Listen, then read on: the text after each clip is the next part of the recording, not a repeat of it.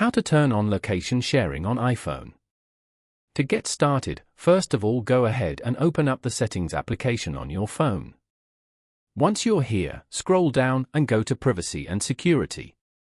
From here, you can control which apps can access your data, location, camera, and microphone, and also manage protections.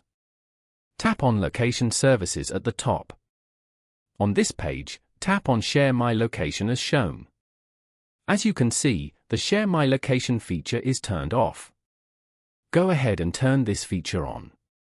You will now be able to share your location with family and friends in Messages and Find My, make personal requests using Siri on HomePod, and use automations in the Home app.